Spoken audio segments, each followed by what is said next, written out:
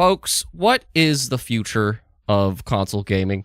And I'm just honestly asking you that as you start this, whether it's a replay or if you're watching live, whatever, shout out to you, like Supertone. But there's some stuff that happened very last minute this week that this was supposed to be just yet another opportunity to talk about Halo, which we will get to. But there's just some things in terms of just platform security and digital sales that I was looking forward to this, but I wanted somebody good to speculate video games and what's happening with them.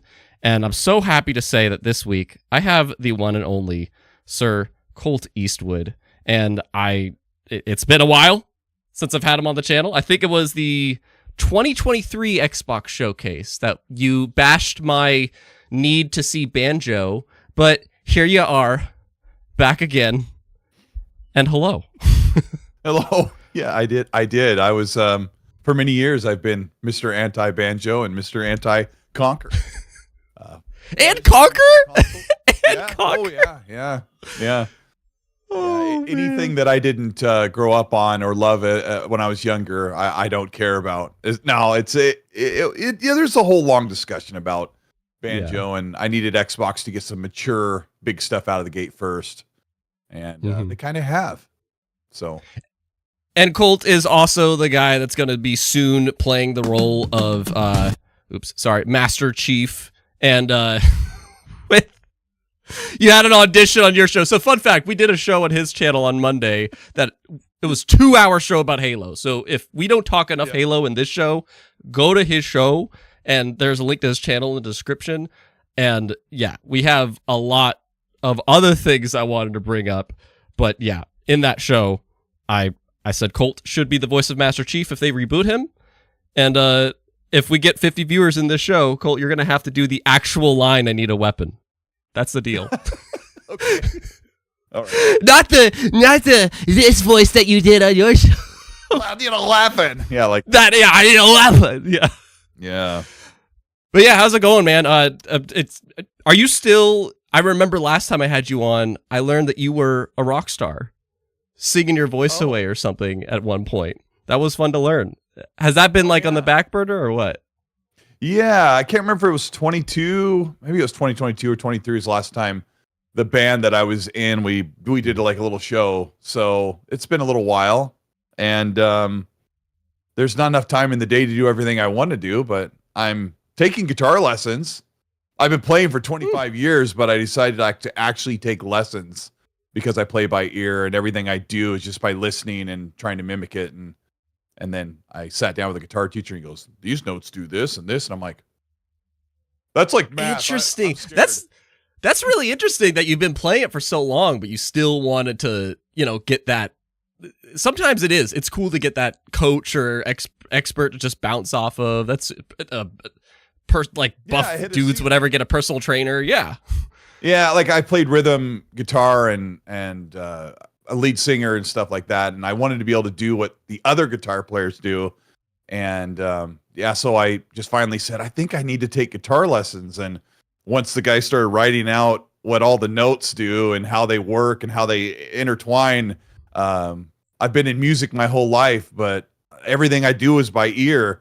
And I've been able to do like really great things. And I play the piano by ear a little bit, but I just wanted to, when you get to a certain age, like, okay, I want to learn.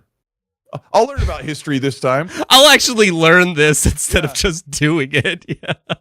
And being in gaming with content creation, I've been learning a lot about what hardware does and what studios are doing and who does what in studios and what it all means when a game magically does the things that we just like chew down on and love to play. What makes that magic work has been a really cool journey for all of us who love to talk about gaming, is to really know how it. What's the saying they always say? How it works, the sauce is made. They say where's Gaz? Where's Gaz? I don't like to use sausage, whatever. But yeah, how the sauce is made. How the sausage is made. Yeah. Yeah.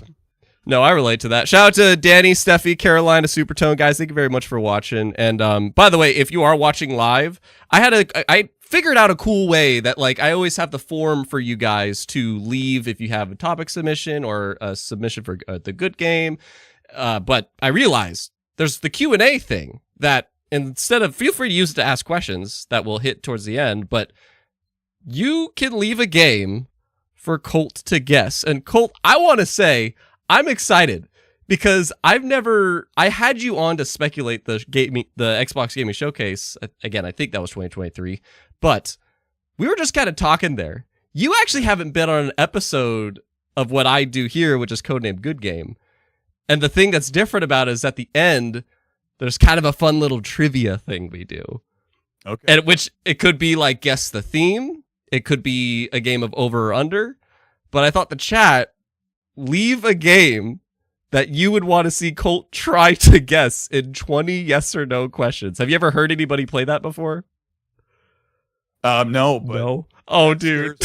It's and people could really, really burn me because I have a 10-year gap of where I just kind of didn't really follow gaming. Yeah. So if they happen to land in that area, I'll really embarrass myself. Yeah. It'll be great. Yeah. And I admit, folks, leave something that's like not impossible. Don't pick like an arcade game from the 80s or something. But hey, you dabbled. I dabbled. Yeah, there's just a 10-year period. It's fine. It's a throwaway, I think. Yeah. And Colt, before we start, is there anything you are playing this week? We talked about this on your podcast, but I'm still messing. I keep wanting to start Kenna Bridge of Spirits while I have PS Plus Extra. I'm trying to like utilize that. Like I just have a month of it and I'm squeezing it dry, if you will. But I'm hoping to get to Kenna. But Warhammer keeps distracting me. I'm hoping I can get to Vessel of Hatred. But how about you? Are you dabbling with anything right now? Or yeah, I was in a pretty bad slump. I tried about 1,000 games. A couple games got pushed that were coming out right now. So I am absolutely hooked and loving Almost Human on Steam PC. I don't know what happened, but I loved Power World at the beginning of the year. It's Power World meets Death Stranding meets State of Decay meets Control, like all in one. It's a big open world, and it's meant to play with people. But I've been playing it all by myself. I'm like on almost the 20th hour in about 3 days. I've really sucked. It's just you build a little house and you have all your crafting and refineries things, and yeah, it's cool. It's weird. It's like. The best way to describe it is it looks like State of Decay, but there's like these Death Stranding type creatures like that are hulking around and sort of zombies and some soldiers. And I don't know. You get on a motorcycle and drive. I don't know. It's just I really like it. Can I ask? Are you still an open world? Do you still like have an affinity for open world stuff? Or okay, yeah, I'm a junkie. Okay. I've realized this past couple years that it is my absolute favorite thing to live in the world, go out, find the things you want to find, level up your character. An open world RPG. Oh, I don't know. It's sometimes these great games come along, like when Prince of Persia: Lost Crown came out. Everyone's like, "Oh my gosh, I love this." I'm like, I don't want to do a Metroidvania. I want to be in an open world. I want to be in a third person or first person. I just want to go out and see it. You know, yeah. And you want to live in the place and feel like you're in this actual world that isn't just. Yeah. I get that.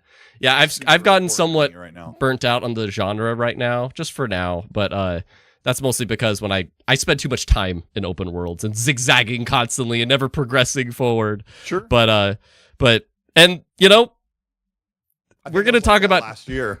So yeah, and that's maybe what it is. It's just you just need a little break or something. Yeah. Sure. Yeah. And somebody that did try an open world is Halo Infinite, which we're about to get to, talking about Halo's future. Some shocking success that Metaphor ReFantazio from Atlas, as well as Dragon Ball Sparking Zero.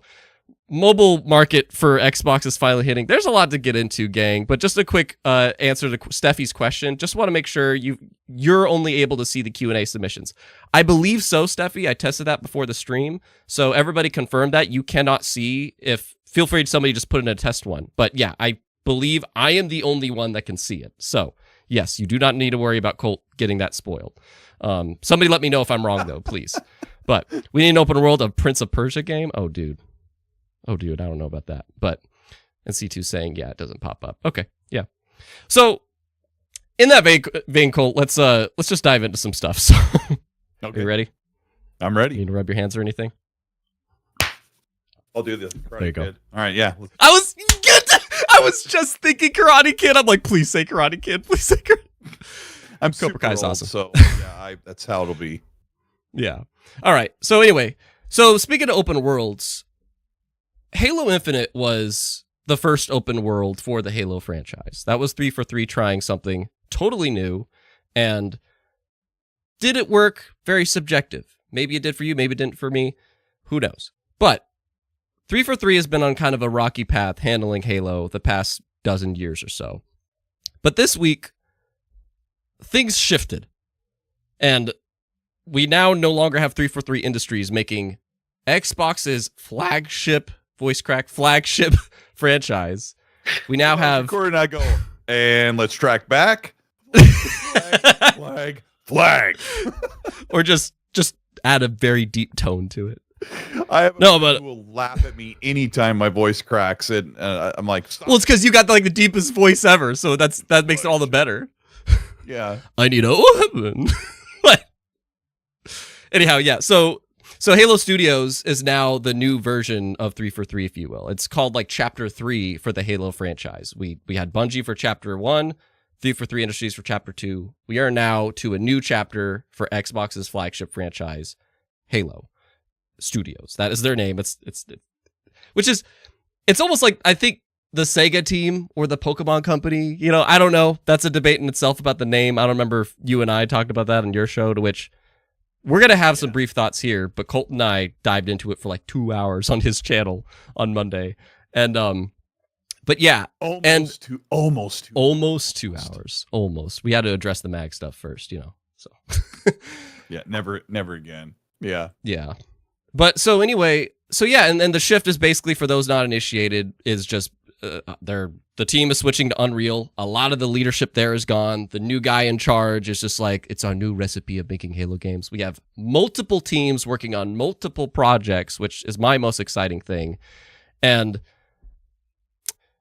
I don't know, Colt, we talk about this a lot on your channel on Monday, but just like initial response, what was your immediate reaction when you saw this? Did you kind of like get curious? Did you get excited? Did you get scared, happy? Yeah, that's a good question, because I did get curious, but mostly I was like reassured, because my first initial thought was, okay, they know they effed up and they're going to take we're starting over and we're doing this right approach. Now, whether or not Halo Studios and their team and their leadership does Halo right on the next big project, I'm not very confident or very sure, but I think they're making the right moves. There's a lot to unpack with that discussion, but my initial thought was, they're showing the world that they are going to turn around and do this the right way. And I think they are definitely going to try and do that. So, do you think so? Of all those right moves, what's kind of the one that stands out most to you? Because for me, when I first saw this, I was like, I admit, I was coming home from grocery shopping or something, and I just like, holy shit, and I like freak out. So that was my initial reaction, because like I'm the hardcore Halo guy, and I'm like, this is what we wanted. We can't see that name 343 anymore. So the rebranding initially made me excited. Unreal didn't actually, because that wasn't really that new to me. But when I read the Xbox Wire article, the thing for me was just like multiple projects, because my opinion, I think the biggest problem that Halo faces right now is relevance. Personally.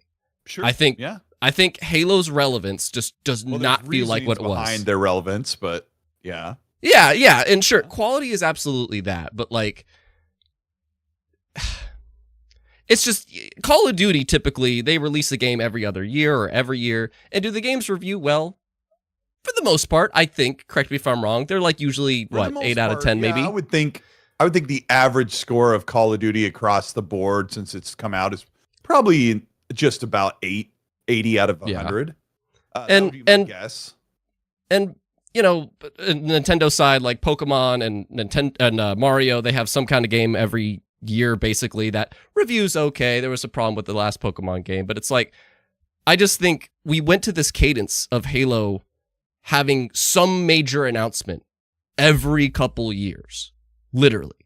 And we have now had Infinite was announced in 2018. Nothing since then in terms of a major announcement. Now you, Colt, you do some great reporting and stuff about like how long games take to develop. And as you said at the start, you look into like why that is and stuff. But like, to me, that's the thing that excites me, is just get multiple teams doing their own thing. Hopefully each team, if they take 5 years to make it, great. But at least they have multiple people. So that helps diversify it and spread out more frequent releases. And that's what Unreal helps them do. So that's my most exciting thing, is just Halo's presence being known more. But if you have something against that or a different thing that excites you most about it. I'm kind of like, I don't even know which way to go first. Yeah, I know. I don't want to jump into the. It kind of has to unfold because, I'll go back to what you said when you said their biggest problem is relevancy. Sure, and it sure. really, I can almost fully agree with that. But their problem with their relevancy has to do with their commitment to purists, which has held back Halo. I think both of those are the same problem. Their commitment to the purists. By purists, what do you mean? The purists that's like, we don't want sprint, we don't want a grappling hook. We don't want you to change. Oh, got it. Okay. Like, think about how they didn't want they only wanted John and Master Chief pushing the game forward, and Reach was really successful. Halo ODST wasn't, but it's kind of the fan cult favorite. It's one of my favorite. Halo ODST is my ODST favorite was great. game. ODST was great. Yeah. I mean, the people that try and wave that flag, they're always like the tone, the music is incredible, and just the whole thing. But I think when I think about Infinite, and you open up the show and said they tried something new at the open world, and that's pretty bold. And I think the grappling hook, the grapple shot, was also super bold. And so we just said those things, and I just told you that they don't allow the game to move forward because they pander to the purists. But that is a pretty bold move to make an open world, but they didn't see it all the way through. And then Rebs Gaming, who covers Halo news and has an inside track on it, he explained that the creatives weren't allowed to talk to the leadership, and leadership didn't give a crap about the creatives. And what ends up coming out is a game that just was disconnected from itself. I loved Halo Infinite. So one of the things that I wanted to complain about was Halo Infinite is brilliant, but they just tried to say, let's pretend it's 2001 all over again, and a new younger generation is going to rediscover Halo for the first time. And that's what they did, because the whole campaign basically feels like Halo Combat Evolved. Takes place on this nice green ring. You land there. It's like, this kind of looks like home, but it isn't. And it just needed to do more. I mean, there's a whole discussion about Halo Infinite. And they scrapped the Halo 2 plans for Halo Infinite 2. So, yeah, we learned that recently, with the studio change. I mean, if that's true, Rebs Gaming is a really good shout out if people want good insight on Halo. And yeah, I'm with you. Like, I loved Infinite 2. I wish I mentioned this in your channel briefly, that just like my big thing that I hope comes back is like the set piece moments of two scarabs, IRP 2 scarabs, and all that jazz. Like, I miss those set piece moments. You have a great story about the whole, like, the first time you went on the Covenant ship in the Halo 1, we're condensing a lot of the things we talked about on your podcast on Monday. Well, I mean, some of that stuff you should repeat for the people who didn't hear it. Sure, like you said with the scarabs, you didn't even get one scarab in Halo Infinite. And to me, it's like, it's not even about like the scarabs being gone. It's just that feeling of the moment in the story, because that there is an active battle happening here. The first time you see a scarab in Halo 2, you're pushing into New Mombasa, trying to win the city back. And then 3, you run into it twice, where one time it's in your way, and the other one it's like the 2 scarabs are holding you off from getting into the arc. It's like the thing that controls the arc. You know, it's like it all is rather than just finding the scarabs themselves, they're part of this linear campaign story that you're getting through. And that's what I miss, is just the UNSC and being a part of something you're pushing through, rather than just you basically being, I don't know, like I loved Infinite's campaign, but I do miss the linear campaign feel. That's like for sure. And I did a whole video about that, but like, yeah. But I don't know what else we. And I do see CNT really quick. Connoisseur, he's saying, just saying, this is a very similar move to the Gears E-Day announcement. Is this an order from top brass? That's a debate that I did see some people say, where they're debating about like, what if there's a Halo reboot, or if they do remake the first game, that's like them stepping into an alternate timeline. And Cole, are you for that or no? An alternate timeline? An alternate timeline, or they just like, I don't know, start from the beginning. Because I hear the comparisons to E-Day. It's like, that's exactly what they're doing with E-Day. They're not continuing where Gears 5 left off. What if they don't continue where Halo Infinite left off? And they just go, hey, here's Halo 1. And we're going to go from there. Well, I mean, that's the rumor, is that they're going, I mean, I think it's pretty much a given. They're going to remake Halo Combat Evolved, and that's why they're doing this stuff in the engine. They're creating that first level and showing you what it would look like. So Halo Combat Evolved remake is probably a reality, which really bothers me, because I played Halo Combat Evolved a couple times. I played the remaster. I think they called it a remaster, the anniversary edition. A remaster. Yeah. I played it like twice. Yeah, and it looked incredible. And if you load it up on Master Chief Collection, it looks pretty good. It's like, just leave it alone. There's no reason to remaster it, but they're going to do it. Total agreement. They're going to do it because I think they're going to get everybody on board with an Unreal Engine 5, and they're going to probably start and like build Halo Combat Evolved in like 2, maybe 3 years, because they don't have to do anything other than bring what they already know and build it and just make it look really, really good and at every turn.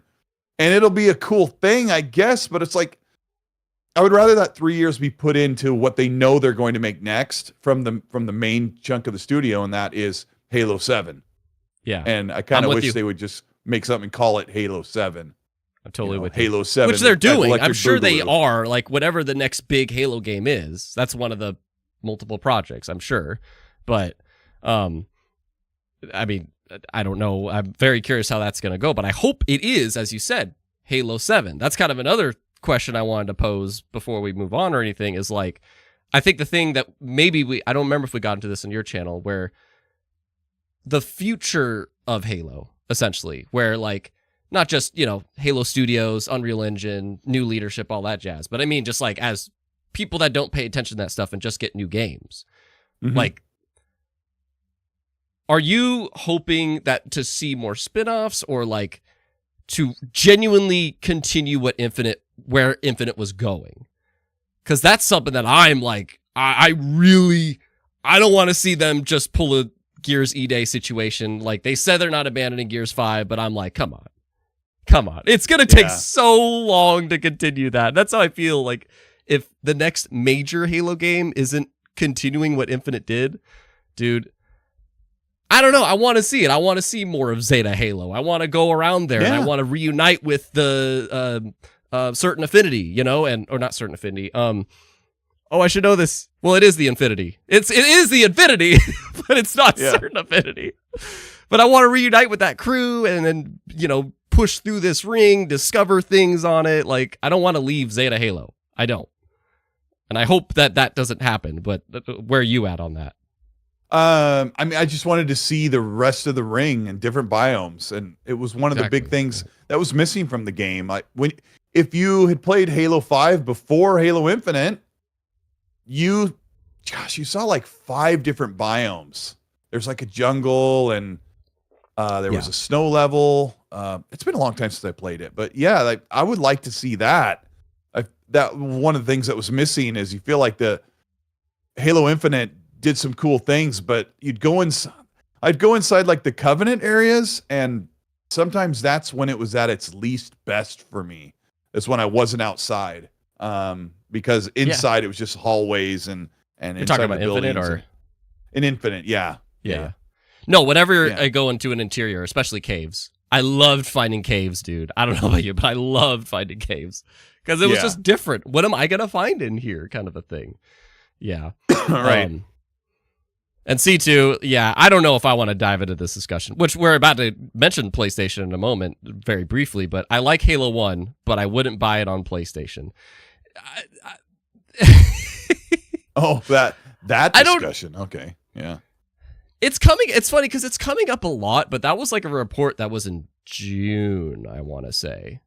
But now it's resurfacing, I think, just because like the Project Foundry footage we saw, like it looks like Halo 1. It's like, oh, the report was true. So yeah, I don't know. Like that's a whole discussion that like kind of has to do with things talked about. But yeah, I personally hope Xbox holds on to Halo. Like I want to see them keep their four horsemen, if you will, or other well-established like Xbox branded things. Sea of Thieves was not like a major Xbox IP for over a decade, and Hi-Fi Rush was something totally new, as was Grounded. It was. Sea of Thieves It was one of their only successful games from the Xbox One generation. Yeah. So and they brought it over to PlayStation. It did pretty well over there, and it was doing really well on its own. 25 million players or something, which is strange for a game that everybody thought was like a total massive failure, but it wasn't. Yeah. So I feel like Phil Spencer has said so many things. I feel like there's got to be like they have to put their foot down and make a commitment to their fans that invest in Game Pass or their console. Is firmly Xbox. Yeah. Yeah, and I think I would say they need to say any this is the funny part. Any franchises that we own before acquisitions are never going to PlayStation. Oh, great. So Halo, Gears, and Forza. See ya. And right. That's I don't know. I don't care if PlayStation guys play Xbox games. I don't care if PC guys play Xbox games. Like none of that matters. But if Xbox wants to thrive by still selling consoles, like they're going to sell consoles on the side. That's what they're going to do. But if they want to grow Game Pass, I don't think you can do it if you don't have enticing content that can only be found if you're a subscriber or you're buying the game from Xbox or Microsoft. And they don't do that. And I can sit here and try to pretend that's like the main I'm a really exclusive good business that would person. remain to Xbox. It's just Game Pass, you know? If they do start opening up, if you like want that. people to like Microsoft wants people on Xbox Live, they want them to buy their games from them, and they want them to buy their hardware. They want them to sign in and be a customer on Xbox. When you put Indiana Jones on PlayStation, you put Hi-Fi Rush, you put Starfield next year. Even though those games first launch on Xbox, people will just go, you know what? I'll just wait because a big chunk of people are playing on literally Nintendo on this PlayStation. show. It was 2 episodes ago. I had Josh from Quest Mode, and he said that exact thing. Like Indiana Jones was his most anticipated game of the year, and when he learned about the PlayStation thing, he's like, "I'm gonna wait." I'm like, "Really?" That's a prime example of what you're talking about. He's like, "I'm gonna wait because I want to get my trophies," and that's what happens. That's what happens. Hey, I want to wait. I want to get my trophies. Very firmly in their trenches, you know. Yeah, I want to wait. I want to get my trophies. I want to play on the party chat or whatever on PlayStation. Yeah. Like all of those reasons. The people buy a console they don't buy a console for the exclusives. The numbers show you people buy a console to play Fortnite, Madden, FIFA, Call of Duty, or Grand Theft Auto 5. That's why the large majority of the consoles are sold. But if people are going to give you a reason why they buy them, it's not always the games. It's probably my friends are here, my investment of games are there, the party chat that I'm on, my trophies and all that stuff. And I think Xbox knows that, and they're probably thinking, you know, none of that really matters. We'll just put some games on PlayStation, but it does an irreparable damage where it's not just the fanboys that are complaining. And we'll get off this subject in a second because it's been going on for a year. No, not I have just a the really great fanboys, transition, but yeah. Yeah, the media, the games media, the zeitgeist of people talking online, the forums, the chats, the comment sections, they all know. They're all with one voice saying, "Oh my gosh, look at what Xbox is doing. How lame." Yeah. Like, not necessarily. There's people like, "Oh, it's so cool. They're branching out." But there's so many people that in reports where it gets mocked that Xbox just gave up and they're putting their games on other platforms, and that has hurt the brand. Guess what? Xbox knows that. And that's why it feels like it's not a signal or anything. He does this thing with his hands, right? Like this. It's not a signal. Don't take it as a signal. This is what we're doing. It's like, well, he said that in January or February, and the signal is out that there's more games coming. And Starfield, like next year of this time, Starfield will be on PlayStation. So cool. Like, it's actually, like, I want to read, Clobriel, right? Oh, yeah. Yeah. Awesome graphic art designer for a lot of Xbox Amazing content on Twitter. Super awesome stuff. I'll shout out this like thing he did, which if I can do B-roll, yeah. So you can't see it, Colt, but I'm just showing the stream. This is a graphic he did that he updated, all the first party teams at Xbox after the layoffs and renaming 343. And somebody commented, I don't know if it happens to other people, but every time I see this map of first parties, I feel that Xbox is like a ghost division that only lends its name, but none of the developers feel part of Xbox except the Coalition and 342 Industries. But 342? Yeah. But Clover responded back. He says, basically perception versus reality. Many still think about Xbox as only the console, yet the majority of Xbox first party continues to be multi-platform. I don't know about majority, but sure. Games as a service and mobile game development barely affecting Xbox console efforts. Xbox has teased 6 project releases in the last... No, sorry. Xbox has released 6 projects in the last 6 weeks alone. Crazy. Generating tons of revenue, but it doesn't feel that way for the hardcore audience as the effects of the Xbox console side of things are minimal. And it's that last sentence that I want to point out, is that they've released, 6 things in the past 6 weeks. But it doesn't feel like that because of how, like, it's just not a It's Xbox because of the thing. Games. It's because of what games they've released. He's talking about Age of Empires, Ara, History Untold. What do you say, 6 games this year? Oh, the past 6 weeks. So yeah, Ara, History Untold, Age of Empires, Vessel of Hatred, the Starfield DLC. I don't know what other one he's talking about. Vessel of Hatred and Shattered Space. Those are big update or big DLC packs. Okay, yeah. They are not a game release. And Ara and Age. I'm sorry. It's so hard to get these 3 sets of games, these RTS games. They just blend together for me. Those do really, really well on PC, but they're not the games where everyone's like, "Oh my gosh, look at what came out on the Xbox platform." And maybe that's because some of us are really biased, and there's like, and I am that way. I look at Minecraft Legends, the RTS game, which I think about some of these games, and I'm like, this isn't. Well, we started the show talking about Xbox Banjo, releases and don't feel like events. Is that what would you say? They don't feel like they're eventful things, or no? Well, they are. Starfield was really eventful. People were going viral just showing their ships like for opening days.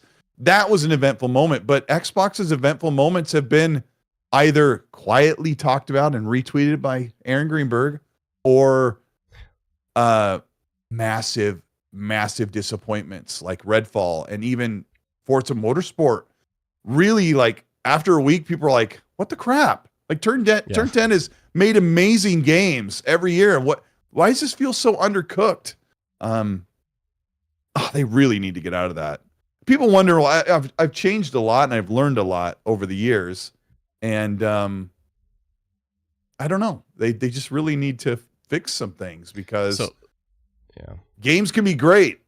But, games are great when the devs like reach out on a limb and say, we're going to make this incredible. And sometimes I feel like some games come out and they feel like this is ready. This will work. And I don't like the Xbox's "this will work" mantra. It seems like, I don't know.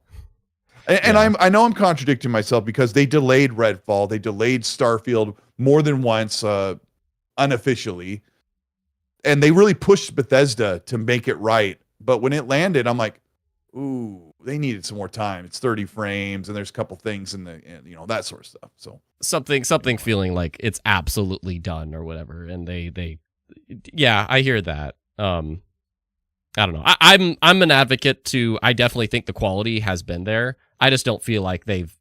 I just don't feel like it's been like an event, But anyway, well, I'll add one more thing that when you say the quality is there, they're sitting right next to PlayStation in quality. They're like 5 or 6 games behind them in first party releases from their own studios, right? So they're right at 81, 82%, both of them, and they've been like that for like the past 2 years.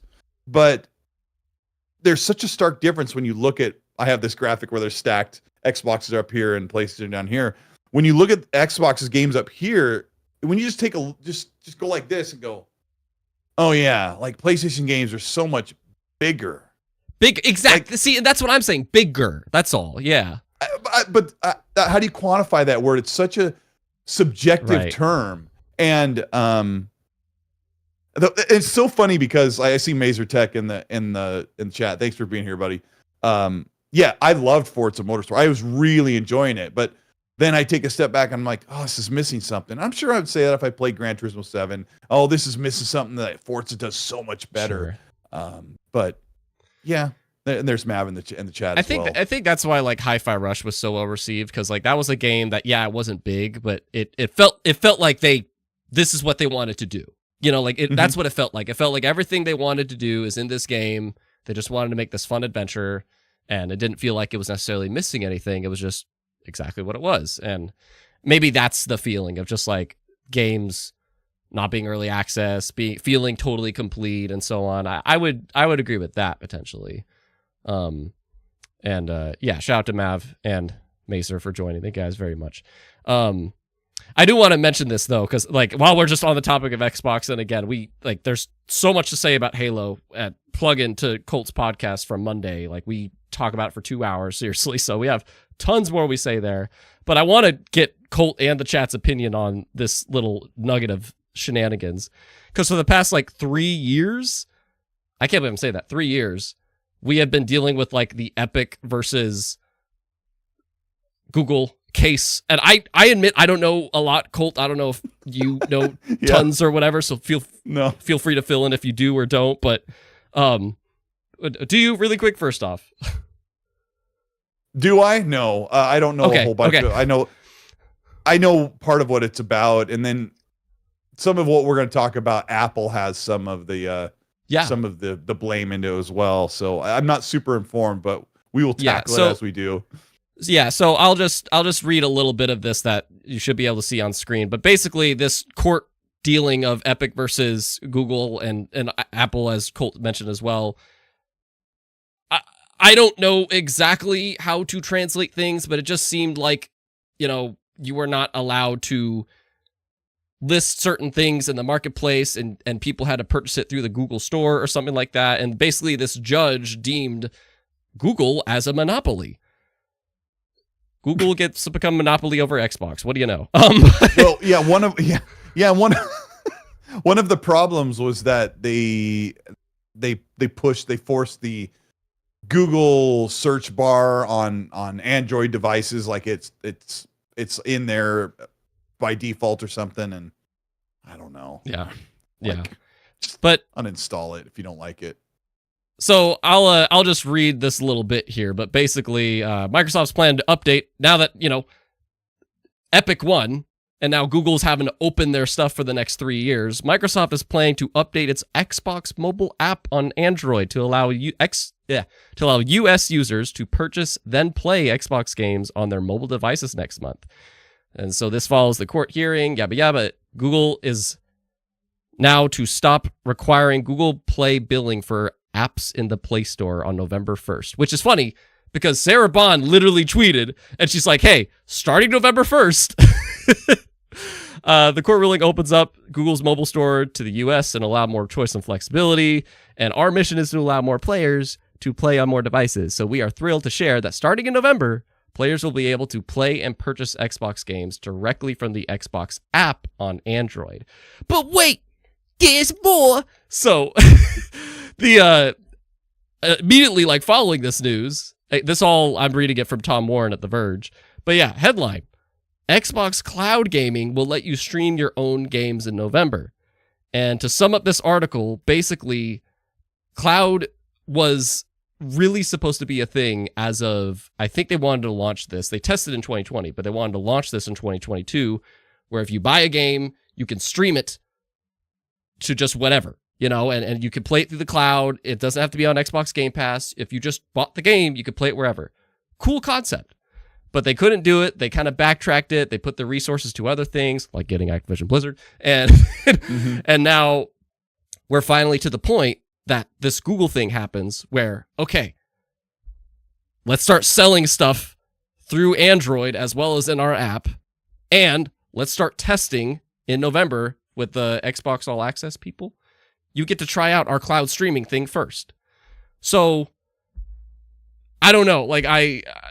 This is a direction that Xbox was really saying they wanted to do during the whole court hearing for Activision Blizzard and how we want to be everywhere, but we also are backtracking on cloud because we're seeing that that's just not where the gamers are.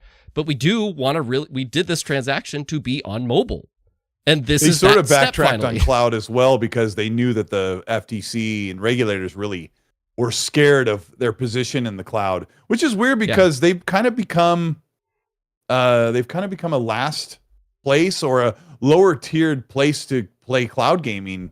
With even PlayStation's cloud gaming has some higher quality features. So yeah, they were really scared because their cloud initiative could have completely killed their ability to buy Activision Blizzard. Yeah. So yeah, it was a whole mess. Yeah. I don't know. I'm curious how this goes because this was in the plan. And Colt, there was actually a video of yours way back, like building up to the Series S and X. I remember watching where you I think it was before then, you broke down how the mobile market is huge. It's massive. Yeah, it's it's more than half of the total gaming market out there or something like that. And yeah, it was 28%, a measly 28% of the world market revenue for gaming for consumers. 28% was made up by the Switch, Xbox, and PlayStation console plastic. And the rest was all mobile and PC. And so I was trying to explain to people that Xbox doesn't have a monopoly.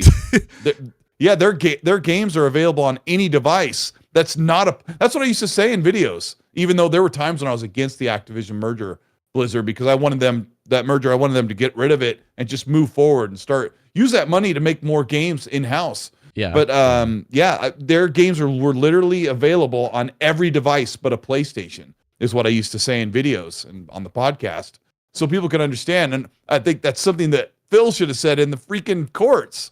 We're available on every device. What kind of monopoly do you think we have? And then they start putting games on PlayStation. So go figure. Yeah. I mean, I don't know. Maybe they're doing that to just. I mean, that's a whole topic. But I think Satya just is look, after this whole thing, we need to make some money. But I'm personally happy about I'm not into cloud gaming. But I do see, it's improving over time, and I see, somebody pointed out that you can do this on GeForce, which exactly, there's plenty of ways to do cloud gaming. What I'm really excited about, though, is if you buy an Xbox game, you just literally can play it anywhere. And I don't mean that just by cloud, but the whole Play Anywhere initiative. Remember that? If you buy it on Xbox or PC, you could play it on either or, and then as this cloud business, they've been so into it, instead of just being Game Pass shenanigans. Ooh, that's a good question, actually. Because remember, you can only use cloud streaming when you're an Ultimate member. But what if you buy a game, but you're not an Ultimate member? Oh, that's interesting. Yeah, I didn't even think about that until just now. Oh, yikes. Yeah. I think it'd be great if cloud was just a part of everything, and that just kind of makes people all the more, I guess, messing with Xbox as a marketplace, which I saw like Boss Key said like they want to avoid 30% giving 30% to Google. Exactly. Like maybe that's part of this too. I don't know, and that's why they want to sell it in their app for sure. Google but now hates they can, Microsoft too. That's another problem with this. Like they literally just hate them, and they don't get along. They don't exist in the space together. It's been pretty nasty. One of the there's a couple big things that the YouTube app. You can't stream your game to YouTube directly on an Xbox console because Google's like, why should we? Why should we give that to Microsoft and Xbox? It's like, I don't know. Well, I mean, have more, but you can't do that on. Can you do that on PlayStation either? Yeah, you can. You have been able to. You can? I don't know right now, but you could for years on a PlayStation 4. I'm assuming you can. Let me look. Somebody confirmed that in the chat. Can you stream games to YouTube? Yeah, that'd be nuts. I stopped even like talking about it last generation. Yeah, looks like you can. Yeah, just like link your account to YouTube or Twitch. Whoa. Yeah.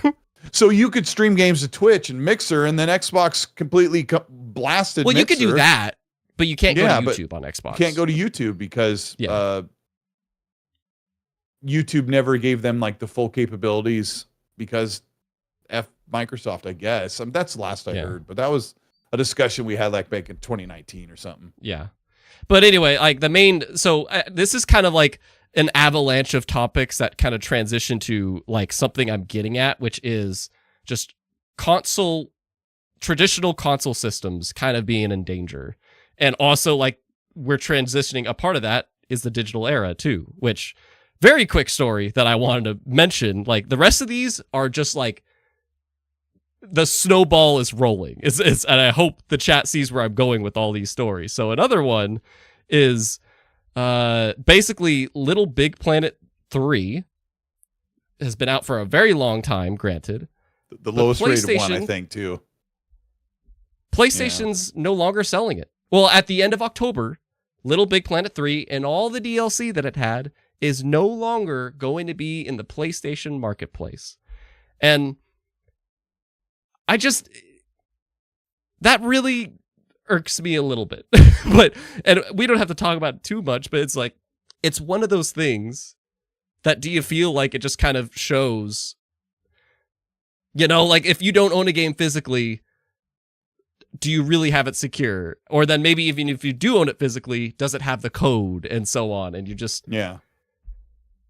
I mean, with console games, physically, you do have a better chance of keeping your game in perpetuity than you would by digital. But if you're like, I have my disc, my Battleborn disc, they can't stop me. You load it up and it won't get past the menu. Because I own it on Steam and on Xbox, and I thought, I wonder if it'll let me. Nope, you hit start and it just gives you an error. Which one? Battleborn. Gearbox's Battleborn. Oh, the game everybody hated, and then I picked it up like a year later, and it had this magic. And I got like Battleborn two of my friends. Was awesome. Yeah, yeah. That game was awesome. I expected it to be Borderlands, but like with more characters. And when I played it, I was like, it's not Borderlands. But then when I understood what it was, like a year later when no one was playing it, I talked like two of my friends into buying it. We played it like crazy for a couple months. So my example is, I don't know if you've played this, Colt, but like is a game, Lemnis Gate. I freaking loved Lemnis Gate. Very low-key game. It was on Game Pass for a bit. Chat, please tell me somebody here knows Lemnis Gate. But it was like a, not necessarily hero shooter, but you have like 12 characters, I guess kind of. You have 12 characters you could pick. But it was kind of like a game of chess where each of them, you probably saw this once at least, but like it was a time travel thing where you send a character in, you play as that character first person, and then the round's over, game rewinds, you pick another character to continue the timeline that your first character has set in motion. And it's like, you just create this timeline of a battle that you could like interfere and change the course of it.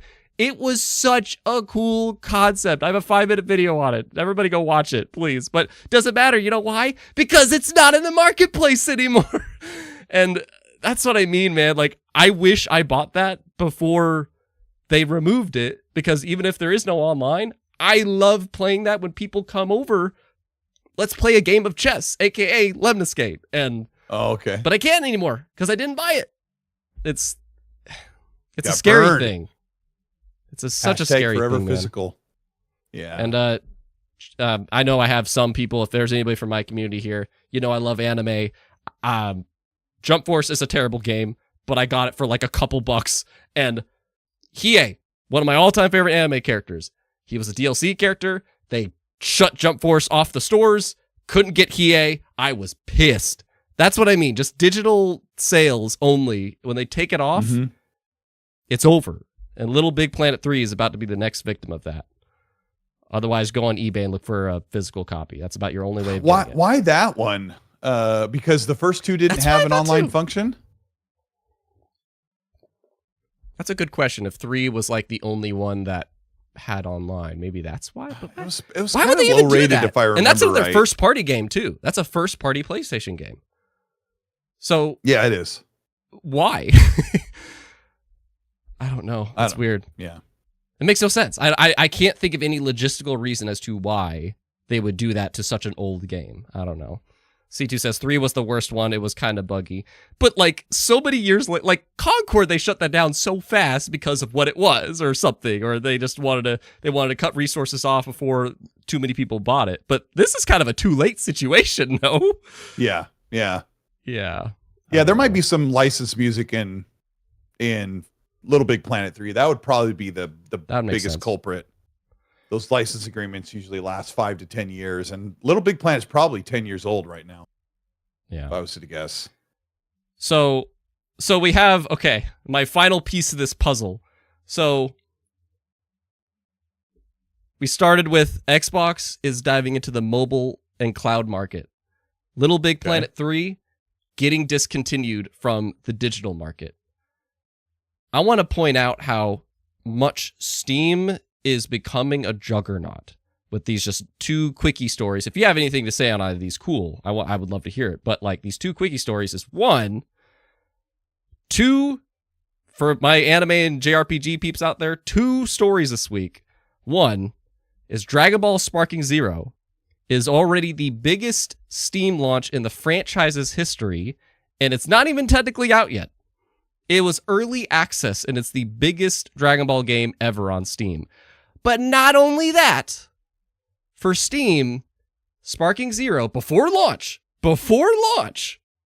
has more people playing it than Tekken 8 did at launch, than Street Fighter 6 did at launch, and again, anything from the Dragon Ball history. And I believe there was something also became the biggest licensed anime game in Steam history too. That's point number 1. So that's a huge ass feat. I am a Dragon Ball person. I know a lot of you guys wanted me to get this game and talk about it. We'll see. I don't know. And the other thing that happened, that kind of, I'm conjoining these 2 together for a reason, I'm sure, hopefully some of you can see, is Metaphor ReFantazio. It surpassed 1 million in sales on launch day to become the fastest selling Atlas game ever. And so shout out to Atlas. They are becoming slowly a studio that is like another FromSoft, as they are just hit after hit after hit. Congrats to that team. And they're releasing frequently. They're doing the damn thing. But not only that, where is it? Here we go. On Steam, Metaphor ReFantazio is also off to a good start. It already reached a peak concurrent player count of 42,000 at the time of writing. And that's continuing to rise. I saw it when it was like a 32,000. Dang. Yeah. It's continuing to rise, and the previous peak for any Atlas game was Persona 5 Royal, which was 35,000. So it's coming up on 10,000 higher than the previous highest peak for any Atlas game on Steam. Jeez. So these 2 games, like, serious shout out to them, and that's awesome. And if you have any comments on them specifically, I'd love to mention it, and I'd love if chat has any comments specifically. But I just bring this up. Yeah, Mazer Tech is saying that's so crazy. Exactly. What I'm saying is, like, it is the highest those franchises have ever had on Steam. It's some of their biggest launches ever. Earlier this year, there was another story about, like, Yakuza having their biggest launch ever on Steam with Like a Dragon Infinite Wealth. And we've seen success like Pal World, Wukong, and Helldivers 2 strongly succeed on Steam. And this is kind of my big speculation time.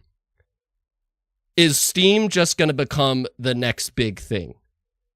As Xbox transitions to this mobile market, as PlayStation potentially takes over the console market, it's a very big stretch. My speculation time is not something confirmed in any way. It is just a potential topic to back and forth about. But like, it just seems like this is one of those years when I look at everything that certain games have like set new record, set new record, set new record. Yeah. At the least. Steam is already one of the biggest things. Right. It's like at the least what all these things say is that Steam is getting bigger and bigger. Yeah. That at the least is a thing. Steam is becoming bigger and bigger and bigger. So much so that PlayStation is like, yeah, we're going to put a lot of our games on there. And Xbox already jumped on that train probably because they knew. And Ubisoft a couple weeks ago was like, we need to launch our games day and date on Steam. We're going to do that going forward. Forget our Ubisoft launcher. So that's kind of what I want your thoughts on, Colt, is like, with how much success these Steam launches are having, you know, like is that concerning for consoles? No. Right now it's going to help save the revenue loss of big expensive games. Now, PlayStation and Xbox would like to lower the cost of games they're making, but they also want to keep delivering what is working for them. So selling on Steam is the right thing. Now, it's just a matter of when PlayStation decides to get those games onto PC. They're also on Epic Game Store. So PlayStation will have to get their games sooner than later onto PC as well, because they're doing really great in the console market. But when you spend $200 million or $300 million on a game and it takes a year or 2 years to make that back, that momentum to turn around and make your next project is really slowed down. So everyone has this perception Xbox is failing. Xbox has over $3 billion a year coming in from Game Pass. So they're not selling a lot of consoles. Yeah. They don't sell a ton of console games from their first party, but they're still making a chunk of money from Game Pass. So there is room for both to succeed. So they're all just going to throw their games on Steam. And Steam has already been the juggernaut of places to play games for probably a decade now, or a little longer. I think 2015 is when I really started buying games on Steam, and that was a decade ago, and it was already hot. So these platforms should be looking at Steam to be their meal ticket. Yeah. Well, so and like another example is, I think, like Black Myth Wukong, where that reached, I think, it's now the second highest most played game ever, or did it make number one? I don't remember, but I think it is like the second highest peak concurrent player count that a game has ever had, which is nuts. I think only topped by PlayerUnknown Battlegrounds. I think millions played the game on Steam or something, and I struggle to believe. It'd be great if we could know that was a PS5 exclusive with 50 million people, and then there's Steam, which probably has, I think I saw somebody earlier say like 1 billion or something. Yeah. And that's the thing. It's like, I feel like Steam is growing faster than the console market is.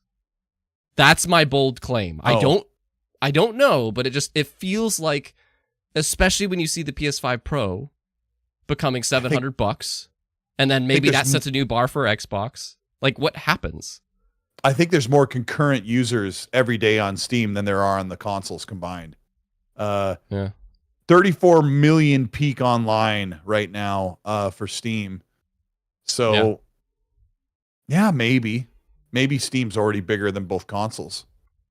And it's like that there's so many people, I'm sure you know, actually I think you did a great video about this, where like the next Xbox console potentially kind of being PC like.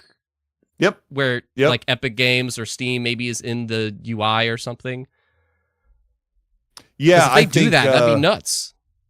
I think that's the reality, is that Steam will be a native app on the next Xbox console, and I could be so crazy. If I had the next He's so Xbox crazy. console, I could load up Once Human and play it right there on my console without streaming it. Like, there's no streaming Steam games. I think you would just be able to natively play them.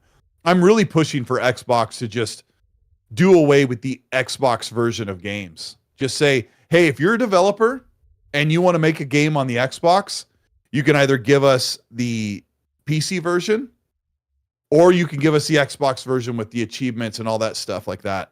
And just it's your choice. Because I think that consoles would do so much better. People would hate this.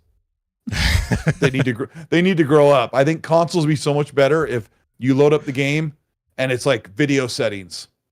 Set your resolution, set your shadow quality, your reflection quality, your texture quality, all that stuff. Just take a 5-minute crash course. I'll make a video where I just load up a game and go, here's what you should do. Here's what you should do. You know, here's what you can crank up. Here's what you don't need to crank up.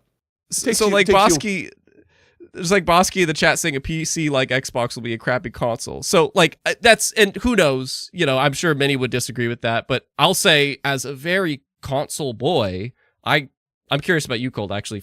Just quick question. Like, do you find yourself playing mostly on your PC or on your consoles? This year I have, especially PC? this half of the year. Yeah, because Xbox hasn't put out any games, and there's been a lot of games that I haven't really even wanted to play anyway. So I've gone. Do you back find and yourself like replayed buying stuff. third-party stuff on PC? Yes. Yes. See, like that's the ticket. That's the ticket. Yep. Yeah. Yeah. So that's really what it is. Wherever you find yourself buying third-party stuff that's multi-platform, that kind of tells, you know, that's where you prefer to play. yeah, And- if you're going to buy the next Hogwarts, if you're going to buy Hogwarts Legacy Definitive Edition, can't believe they're making that. I just bought it on PC for $8. Already is a definitive edition. I don't know why I bought it. I just played it 2 years ago. But yeah, I don't know. Yeah. So, I mean, and so like Bosky's saying, like selling hardware at a loss and cannibalizing the Xbox store with the Steam makes little sense. So like, I somewhat can see that for sure. That's a very good point. And like my thing, admittedly, is I'm usually trying to buy everything I can on my Xbox, mostly because I like my living room, I like my couch, and I know you can do that with a PC and everything. But like, there's something about the simplicity of a console that I like. I like options, and I get you about the settings, but for me, I'm like, just tell me performance or visual, and I'm good. like I'm just like, the simpler the better. I don't want to do no update or make sure my driver's updated. I just want to play the game and be done with it. And that's some people, but apparently, as you know, research says, that's like a quarter of the market. You know, and that's what's starting to happen between mobile and PC taking over. And it's like, when does it fully take over? I truly think the next gen is the last gen for consoles. I think so. I agree. I think so too. I think we'll get one more PS6 and the next Xbox console. They're already building both of those right now. And then I think after that, it'll be really hard to justify them working on PS7 and beyond. And maybe they will.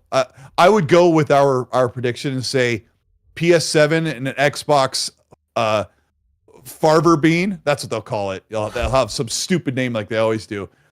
The Gen 10 consoles, Gen 12. I think 11. Gen 10. Gen 10 is next. After that, they'll have a console, but I think that they won't do very well because we'll be pushing into the 2030 somethings, and you'll be able to, in the future, you'll be able to just on demand, just put a game right on your TV and start playing it at its fidelity. We're seeing because it, man. Like between the Samsung partnerships, between all the mobile devices, not mobile like phone, but I mean like Rogue Ally and all these competitors with Steam Deck and Switch. Yeah, it's happening. Yeah, there is a future where your TV you're going to buy in 2038. So let's say the PS7 comes out in 2038. There, in that future, streaming will either be so ubiquitous and so smooth and fluid for most users, because if you have just decent, good, high-speed internet, in 2038, you'll be able to load up a game on demand and it'll look really great and it'll feel great. Right now, it doesn't. But we're talking in, what is that, in almost 20 years? Or almost 15 years from now? People always like, no, I don't want that. I'm like, but aren't you okay not having your CDs anymore? Like, I loved my CDs. I loved my tapes. I loved having my CDs with me. I loved my iPod plugged into my car. I loved that. My little DVD library, yeah. I loved all that stuff. But do I miss it? I guess. Do I need it? Absolutely not. I mean, we don't have DVDs. But that harkens really back to the whole digital thing too, where it's like Little Big Planet, all those games we mentioned. But you know what? Like, that's what's going to happen. That's the way it should be. Like Phil said this 3 years ago. He said, I buy my music and my movies and I can play them wherever I want. I can take them with me. I can load them up. I can log in. True. They're mine. I get to watch them or listen to however I want. He said, we need to be able to do that with games. If you buy Indiana Jones, you should be able to load that up on any screen you freaking feel like and play it because you own it. It's your game, or you have the license to borrow it from the software. So I think that's the future. And people can they'll beat their chest and they'll say, we buy our games and Forever Physical, and they'll say, we buy our plastic. We support the console. We buy the console. We buy all the games. And it's like, that's great, but you're actually limiting the power of your dollar. When you buy games, you should be able to play them wherever you want.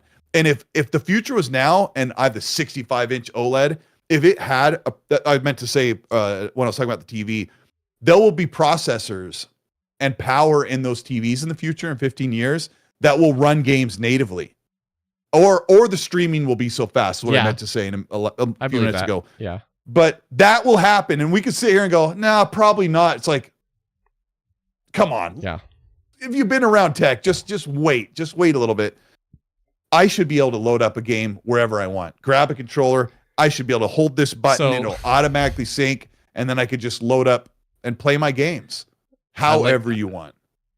I like this question from Nick DiPaolo. I think it's a fun one. He's just like, will console users in the future look like old school muscle car collectors? I always think about this. Will console users be that old guy waxing their Xbox and PlayStation in their garages one day? And like that's what it's feeling like, man. Now. It's like it's just, I admit I have to dust my PlayStation off a lot. Well, some of these guys wax their consoles right now, Nick. They're doing it all the time. They get on social media and they're like, I don't know. I appreciate you embracing the future, because I admit, like, there's a part of me, it's like, I agree with everything you're saying. I love my console. I love the simplicity of it. I like just putting it in my backpack, but you could figure out ways of doing that with a PC too. And as you said, we're going to have technology that's small too. And you're like 20 years Our younger phone than is going to be the console. That's what's going to happen. You just USB-C it, HDMI to your TV.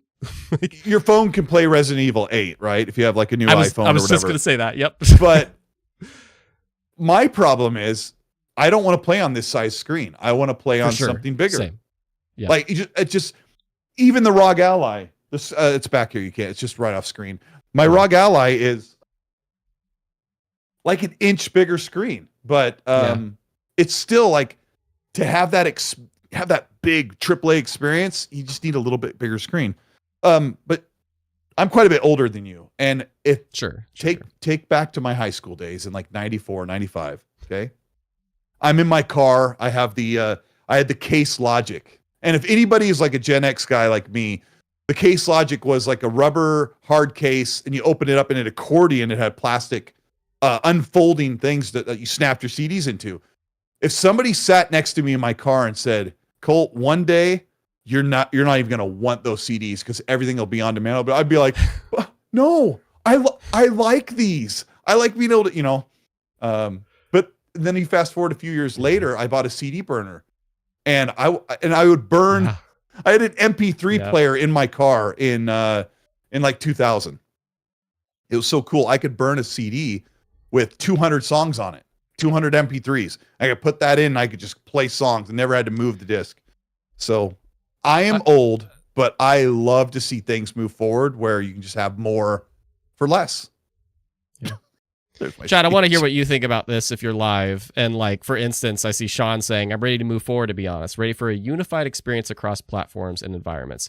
And it's like, we were teasing out the conversation about Xbox's exclusive situation and the games feeling complete and everything. But like the direction they're going is very risky / modern. And I would have no problem with it if just everybody did away with it at the same time. Because then you just choose what ecosystem you like the best, what color, whatever, blah, blah, blah, like a vibe. Like, I'm sure like all these, especially all these PC handhelds that are coming out, what makes them super different? The design? Like, I had to choose one. I didn't know. I'm like, Yeah. do I want the Steam Deck? And then I thought you could do workarounds to get Game Pass on Steam Deck, and then you don't have to with the ROG Ally. And I'm like, I don't want to do the workarounds. I don't want to spend $600, $800 on a handheld and do workarounds. So you have to pick and choose why you want your hardware. And I think you and I grew up in an era when this cartridge or this CD, it doesn't fit in the competitor.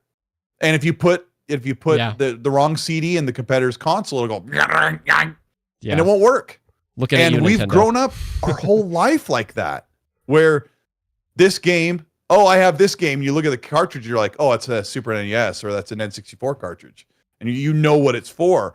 And I think it's taken so long for us to get out of that mindset that this game shouldn't play in this other console.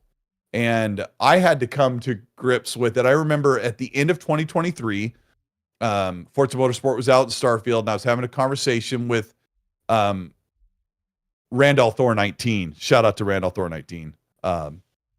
We were hearing that Xbox was going to start putting their games. We were hearing that Xbox was going to start putting almost all their games on PS5, on PlayStation.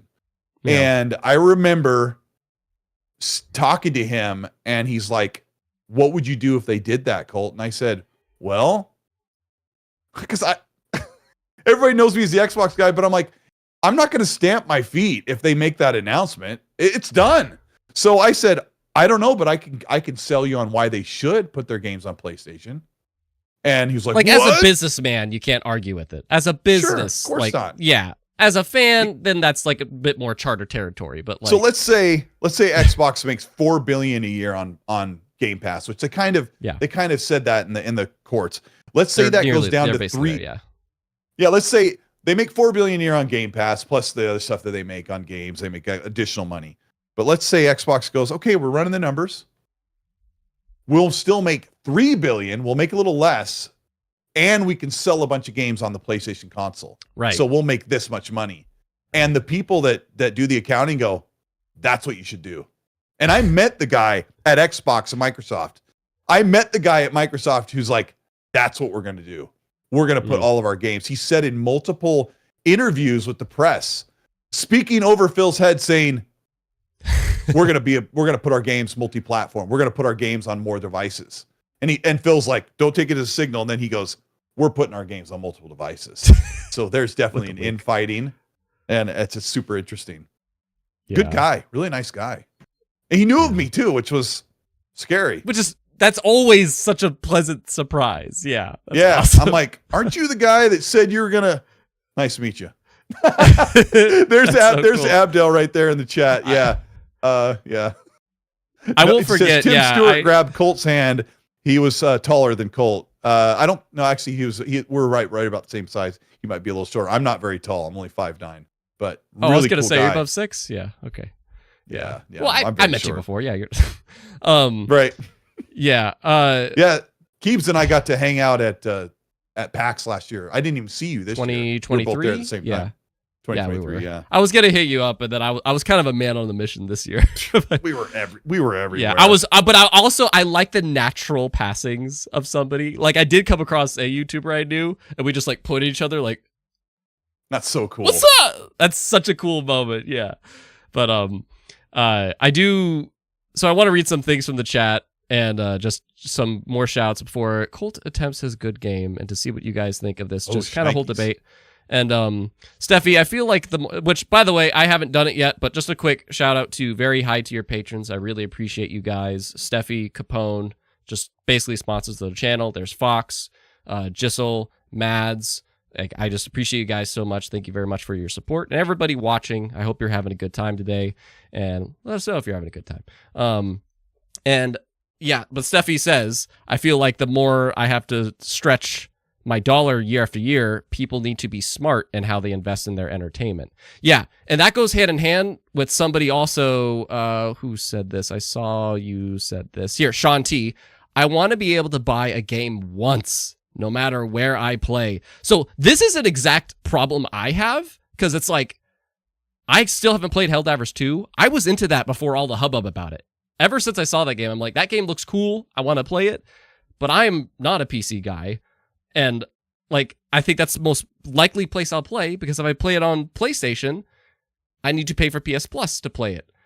And I wish I bought it on Steam for that reason. Exactly. So it's like, I wish I could just buy it and play it on either or, and that'd be so amazing. And that's why I really like the direction Xbox is going, where it's like, look, we're going to have something, and this is maybe the direction.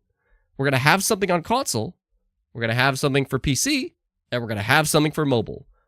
All three markets, Xbox is going to exist in. And I'm like, maybe that's the play. Maybe that's how, if you buy a game from us, you could play it on literally all three of the platforms, no matter what kind of gamer you are. And that's a cool move. I'll be very excited if that works out.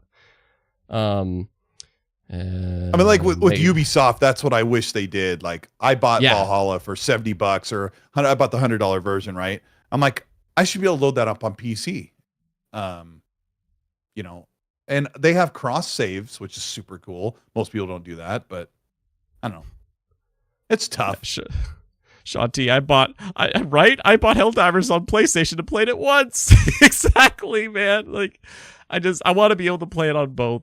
Devs want to sell multiple copies. Oh, Abdel, actually, I haven't seen that. Hello, sir. I recognize that name. Game Pass saved me money I use for full-priced games. For instance, I get Black Ops 6 at no additional cost in Game Pass, so I use that money to buy Metaphor on Xbox. Spot on, Abdel. That's exactly the shit I do, where, like, I know I'm technically buying 3 games a year if I stay sub to Game Pass all year, but, like, I use that money that I potentially would say, like, if I want to play 6 games a year, cool, I'm going to buy another couple games. Like, I feel like I am saving money with the quantity of things that I am playing. And that definitely, it's like Diablo 4. Like, I play the game, especially with Game Pass. I freaking love it. And because I didn't have to buy the game, I bought the DLC. And I still haven't gotten to it, but I intend to, because I love the game and I didn't have to buy the game. So it's like, I don't know. Like, I think that's a great strategy.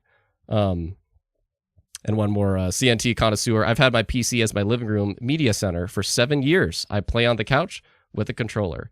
Yep. And that's a smart way. Cole, I feel like you have a similar setup where your PC is just I've been doing that next to your TV. Yeah.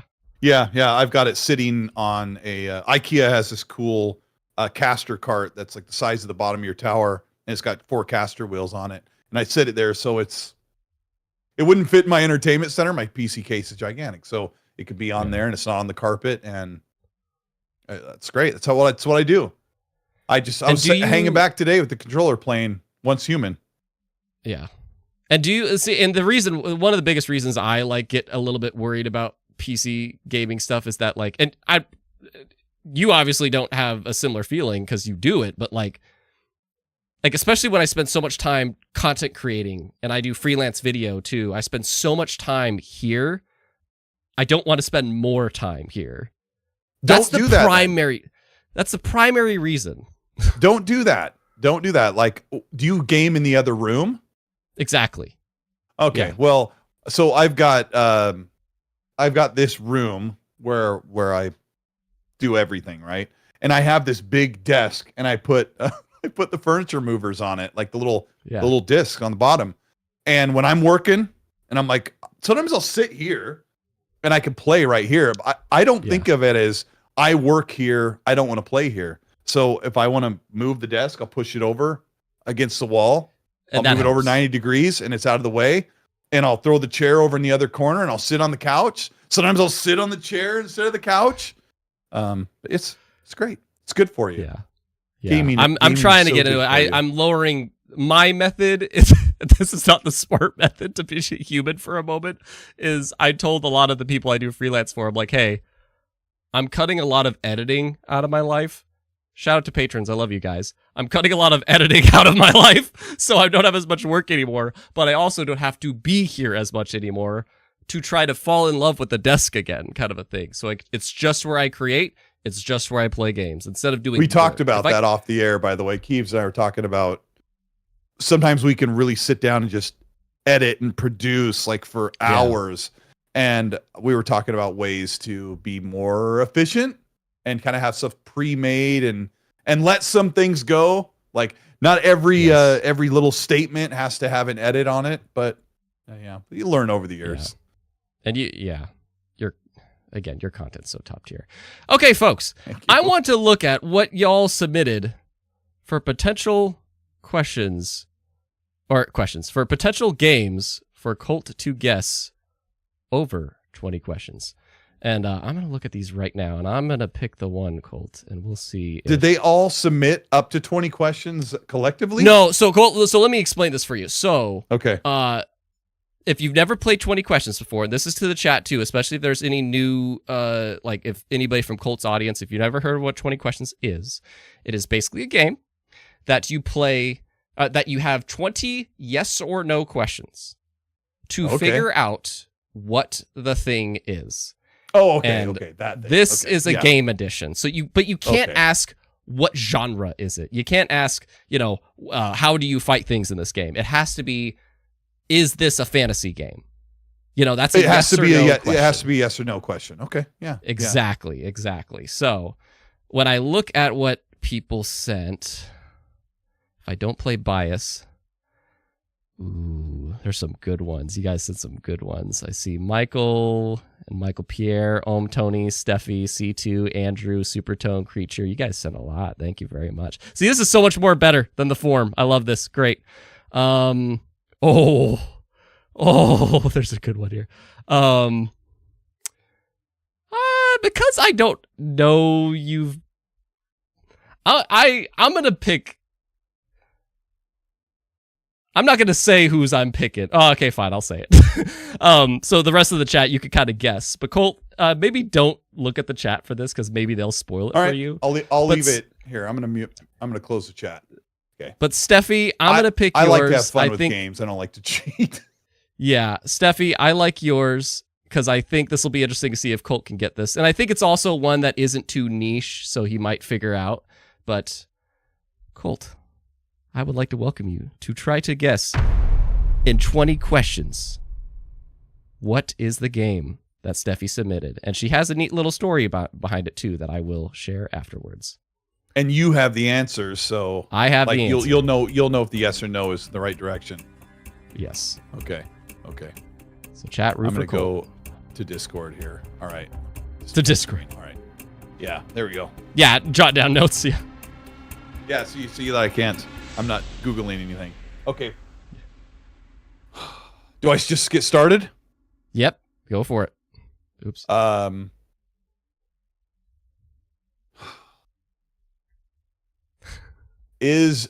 I'm trying to figure out what game it is, right? Correct. And it's if it's part of a series or a franchise, you have to figure out the specific one too. Okay. So if this was movies, you have to say Star Wars: The Phantom Menace, kind of a thing. Did this game come out before the year 2000? No. That's one. Okay. Did this game come out before the year 2000? My tip to people is ask very broad and general questions in the first 10, because then you could rule out a lot, Yeah, that's what I'm trying to do. Yeah. Okay, so it's after 2000. Okay, I had to think my reverse question. Okay. Is this game exclusive to the Nintendo console? No. Okay. That's two. That's two. Gosh. That rules out a lot though. No Nintendo. Is this game a shooter?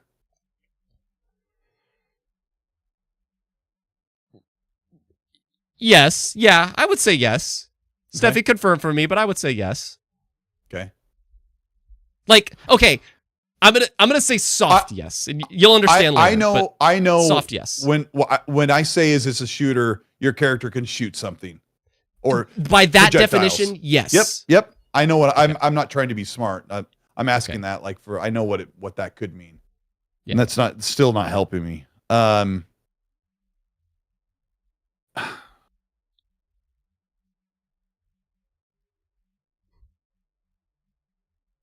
Is this game exclusive to the PlayStation? No. 4. Okay. There's 4.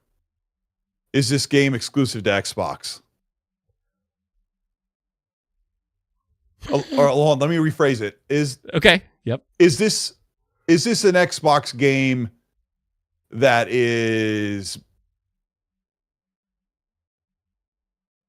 or was exclusive? How about that? Like the answer that to should be a that fair question. the answer to that question is yes. Okay. Is or was exclusive to Xbox? Yes. Okay. So don't say anything so I don't lead you. So I'm led to believe, I'm thinking in my thought process, this is an Xbox first party game. Okay.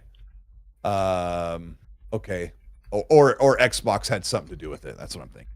Shoot, that's 5 questions, right? Or 6? Do you have a tally? How many questions? That was 5. Yeah, that was 5. Okay. Crap. Still a long way. You're good. Did this game come out after 2010? No.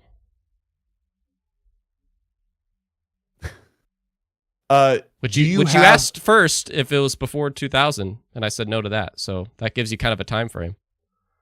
Yeah, it does. Yeah. Do you have magic powers in this game? You would know if it's what I get. I'm trying to recall. I would say Steffi, how about you answer that one? I let them mull it over. I can't remember. I know you. Okay, is that 6 questions?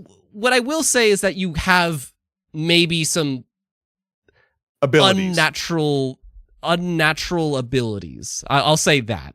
That's okay. All I'll give there. So it's like a sort of yes. Does this game take place underwater? No. Darn it.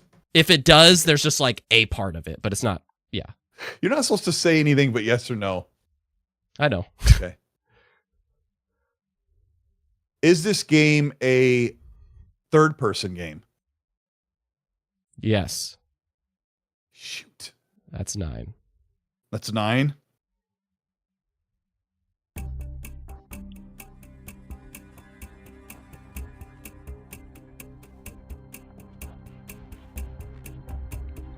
Does this game take place during Roman times? No. But can you imagine? Because you said you could shoot things because you can like shoot the spears. Oh. Darn it. Man, if I said yes to that. Actually, that's too late. That's the wrong time frame. Okay, that's my fault. I wasted that question. That's what happens, dude. That happens all the time. Yeah. Happens all the time. Yeah. Okay. You're kind of in this era. I didn't jump into Xbox games till around 2007. So I kind of had to play some catch up. So,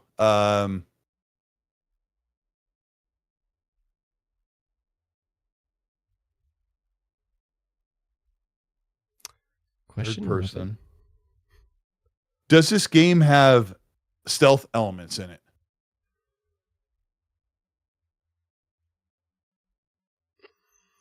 Okay, it's not the one I'm thinking. I'd say soft no. I'd say no. I don't. Yeah, no. That's 10. Boy, this is sweaty, bro. That was 11. This is sweaty, 11? Bro. It's really sweaty. It's challenging. It's challenging. Do you play as a male in the game? As a man, guy? The answer to that question is yes. That's 12. Okay. Shoot. You do play as a male. I know. It means that to me. That means that you can play as either or you play as 2 different characters. So yeah, that doesn't. I'm really having a hard time thinking of what I can ask. Hold on. Does this happen sometimes? I don't want to like take too long. No, I appreciate this. I always like it if people just try to ask something within like a minute or something. Because otherwise, yeah, we end up being here for like a half hour. But so far, you've been doing great. So like, yeah. Okay. Did this game release on the Xbox 360?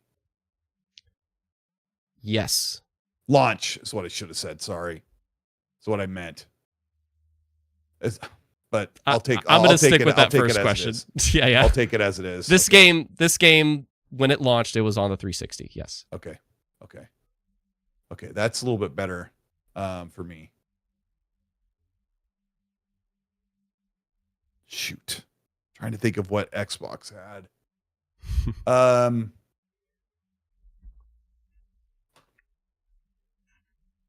When you get to 15, I'll do a recap for you. Okay. That would really help, I think. Can you fly in this game?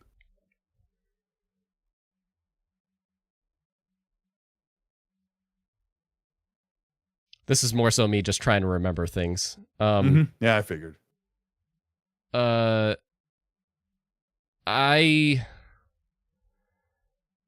don't think so. Okay. Yeah, Steffi, disagree with me if that's wrong, but I would lean to no on that. Okay.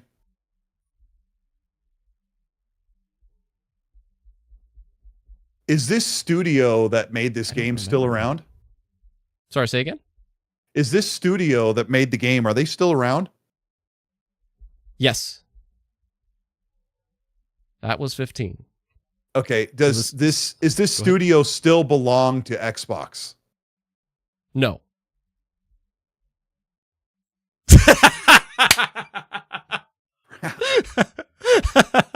Okay. Shoot. Then one of your questions, do you want your recap? it is this game an RPG? Yes, I'll have my recap after this. So I'm going to recap for you and answer your question. So obviously you've deduced sometime between 2000 and 2010.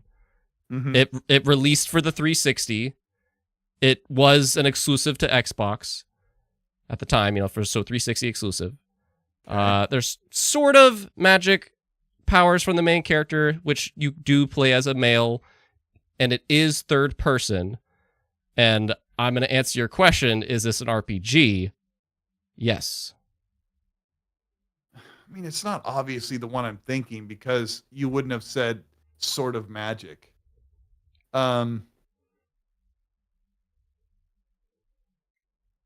Is it Fable? I just said like some kind of super, whatever you define as magic. Question 17, I think I'm on. Is it Fable? Yes. Well, wait. So no, hold on. Wait. Hold on. Okay. So, okay. Is it? Yeah. So you can't say the title until it's like that's the guess. So okay. Okay. Is it multiplayer? I can't answer that. Ask I'm Steffi. not that one. I'm not confident in answering, so I don't want to. Okay. How many is that? 18. You are on 17. No. Okay. RPG was 17, so you have 18, 19, 20 left. I have 3 more left. Yeah. Does it have an anniversary release?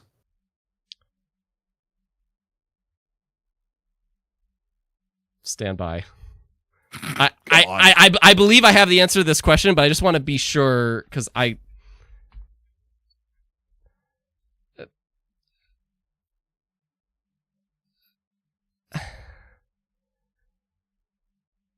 the way you phrase the question. Okay. The way I phrase it is very, very, very specific. The way you phrase the question, the answer to that is no. It does not have a anniversary release. Okay. How many questions I have left? 2? Steffi, make that 17. Make that 18. 18. Yeah. I have 2 more questions. Yeah. I think. Yeah. Okay, then there's only 2 left. There's only 2 possible. I think you're going to get it. I have faith. I'm trying to think of because these 2 are so similar. I'm trying to think of a distinguishing question. I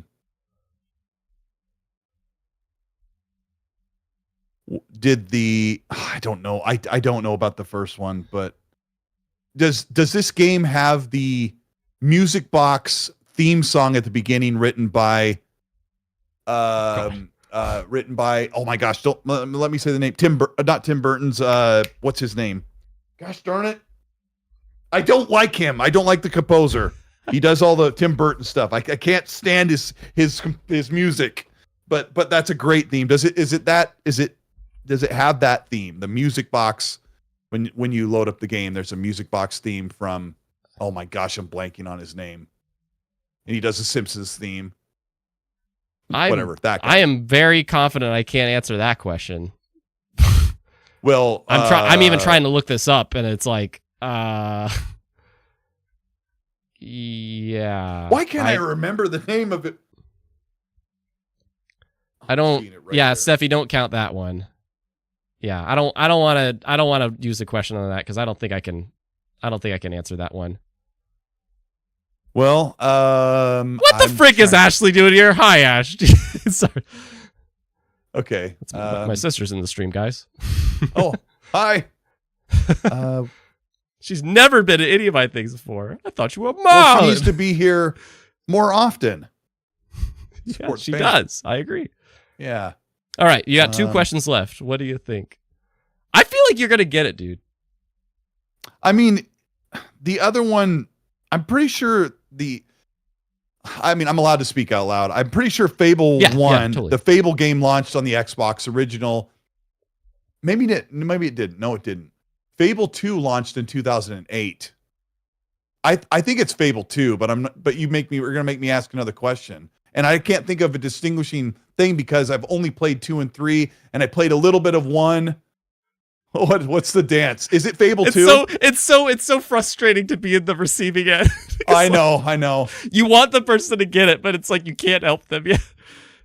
I mean, I have 2 questions left. I mean, I want to say is it Fable 2, and then you say no, and then I say that it's Fable. You could ask something very definitive to the franchise. I can't think of what's definitive about the game because I played a big chunk of 2 and then I stopped playing it. Don't forget a question you said earlier. I forgot to say this in the recap. You asked, "Is it a shooter?" And I said, "Yes, soft yes, but yes, it's a shooter." I'd say it's a shooter. Well, it can't be Fable 3. That was 2010. It's Fable 3. I thought it was 11. It's 2010. I remember. I bought it when it came out, and it has flintlock. Well, so does 2. 2 has flintlocks as well. Oh, I'm ruining the game. I'm so close. Abdel, the chat. I'm not going to say your point out loud, but yes, you are forgetting something. That's all I'll say. But Abdel pointed out something that you are forgetting. I'm forgetting something really, really distinguishing.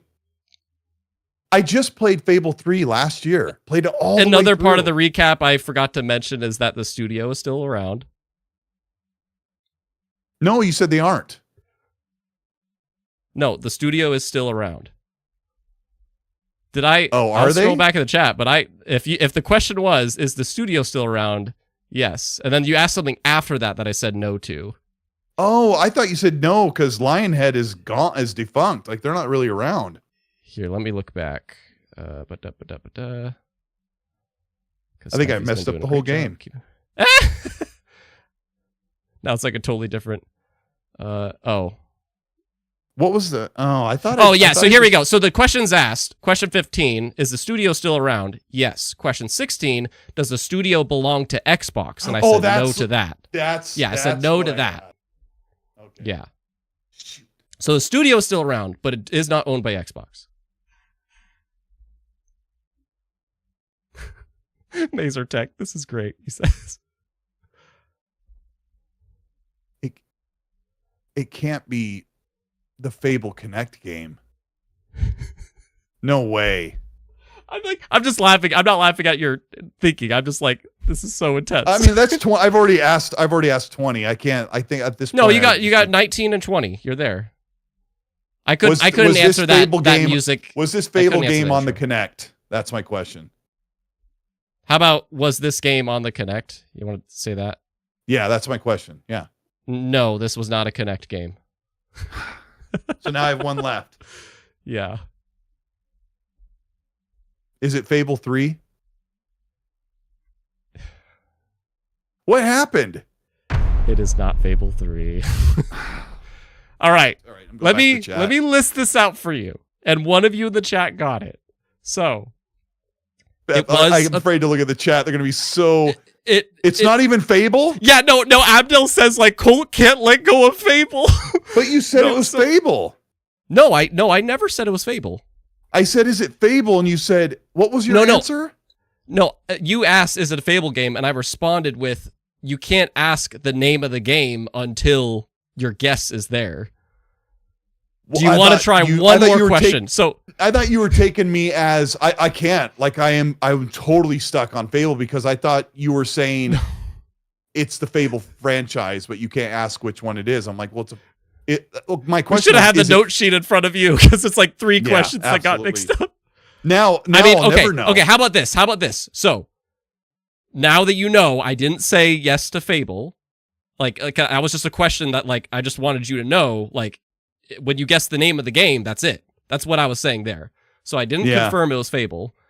And with everything else, you know, this was a 360 exclusive that wasn't a studio that Xbox owned or does own, but the studio is still around, and it was a third-person RPG that shooter with Had some shooting supernatural abilities, somewhat, and it came out before 2010 on the 360. 360 exclusive. It's gonna hurt so bad when Yeah, Abdel, I'm giving him another chance. Like now that clearing up any misunderstandings, I'm hoping there's no other things that you're remembering. Tony says we all thought it was Fable. Yeah, I misunderstood the. I thought you were confirming that Fable franchise that I. Sorry, yeah, no. Yeah, I'm sorry. Okay. I play this game with my kids, and you can you can answer at any time if you want to take a stab at it. But now I'm really, really, really jammed here because okay. All right. I'm trying to think of 360 games, and they had so many different franchises. Yeah, I don't know. But the chat, do they know, or are they guessing the same? Somebody got it. Somebody got it. Yeah, they wrote it somewhere at one point. I'm going to give you a hint. So okay, actually, I won't look up. Here's the perfect way. I'm going to read Steffi's story. Dial back this hint. Just dial back this hint, though. Go ahead. I can tell you want to figure this out. All right. So let me just. Oh, come on. How do I do this? Here, I'll help you. You can play as a male. I think you can possibly play as a female. I'm trying to. No, it's third person RPG. It is came out before 2010. Okay. On the 360. So I'm going to read exclusive. Steffi's submission. The first, without the title, the first game. Oh my gosh! The first game of one of my favorite video game trilogies. They were my favorite games to play during the 360 era. What was this shooter third-person RPG? Mass Effect 1. Yeah, it is Mass Effect 1. You're a biotic. It's Mass Effect 1. It's arguably one of the best, but Mass Effect 2 is so incredible. Oh my gosh. And I bought that game like a year after it came out. It was like my favorite thing on the 360. Yeah. So like, and when you said anniversary, when you said it's basically fake. When you said anniversary, I'm like, it wasn't the anniversary. It was the legendary edition. It wasn't celebrating like an anniversary. It came out in 2021, so it wasn't. Yeah, it didn't have a 10 anniversary or 15. It was just So that and the magic. I'm like, he has like the bionic abilities or whatever. And that's why I was like, I think yes, it's like a supernatural ability, but like I didn't know if there's so many people that debate like, oh, magic is fantasy of like Lord of the Rings and shenanigans. Mass Effect 1 is them putting a sci-fi cover over a fantasy RPG. And when you play it, you realize they were trying so hard to hide the nerdy stuff that guys like that wouldn't like that. All of like the way you have your gear, it was so fantasy RPG with a Star Trek. I thought you were going to get it. I really thought you were going to get it. That's why I picked that, because I was like, I feel like Colt could get this one, you know? Yeah, and I know you love those games. So. Can you fly? Yes, you can in the third DLC. in Mass Effect 3. But in Mass Effect 1, Yeah. like there wasn't a jetpack or anything. Or oh right, there? Mass Effect 1. Yes. No, I mean yes, you should have said you could fly because you're in the Normandy half the time, but but it's like, are you really flying when you do that? Right. You know, like, oh like my gosh, you the that's so player crazy. aren't flying, so that's why I was like, I'd say no. Joker's flying. Joker's yeah, flying. Joker's flying. Yeah, is there a character that's flying in this game? Yeah, yeah, and the man or the man thing. That's obviously what I meant by that. Like, yes, you do play as a man, but you know what was really difficult for me personally was I had a hard time recalling before the Xbox One era, because the 360 era, all of the exclusives, like they don't even own any of those games, right? Like they didn't at the time, and the Gears games were by Epic. They didn't own Epic, and they eventually owned Gears after the 360, and they didn't own Playground Games, and they didn't own Forza Horizon. Yeah, it was they had a lot of partners back then. Yep, they did. They were all about let's see who can get to work for us. Man, that was crazy. But well thanks, guys, done, for sir. being You patient. still did a good job. Yes, thank you everybody for your patience. And Almi Tony says also, if you're lost at the end, always say, "Have we mentioned the game yet?" That is a good cheat code, and that's why have we mentioned the game yet? Like, have I on the mentioned this show? game yet? Yeah, have I mentioned this game yet?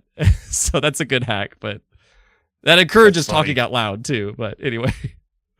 Yeah. I have all sorts of I was trying to be good and try to make it without cheating. It was tough. Anyways, Sir Colt, thank you so much for being on this Codename Goodgame episode. I am so happy to finally have had you on one of these, and you got to strain your head figuring out if it's Mass Effect or not. It's Fable. It's not Fable. I hope when I finally went back to chat, they're like, "Get off of Fable! Get off of Fable!" Yeah. Because I was saying, there was just misunderstandings. You're like, make the distinction, and I was, my brain was so locked into how do I ask a distinction question between Fable your brain 1 gets and Fable fried 2? when you play it, man. Like, I've been there. I promise. But it's tough both ways, because when you're on the receiving end, you're just like, just stay quiet and just answer his questions. But anyways, thank you guys very much for watching. I hope you all had a good time. I'm assuming you all know Colt Eastwood, but please check out Colt's channel and Twitter in the description. Seriously, amazing content creator, man. You're one of the things that helped keep me going personally. You kick so much ass, and I hope that we get his audition for the next Master Chief when he's reincarnated. And any final words? I appreciate you having me on. It was super fun, and thanks for making me a victim of the game. And shout out to your chat, who's great as well and very patient. And I appreciate everything. I appreciate you too. And thanks for coming on the show at really late notice. And we had a great time. Yeah. It's a good show. We sandwiched the week tonight, and it was good. Yeah. We sandwiched the week together, man. It's awesome. Yeah. And again, if you guys want a long talk about the Halo future, go to Colt's episode earlier this week of XNC. And otherwise, we will be back next week where I wrestle a flaming donkey. Will that happen? Have to tune in to find out. Until then, bye, everybody.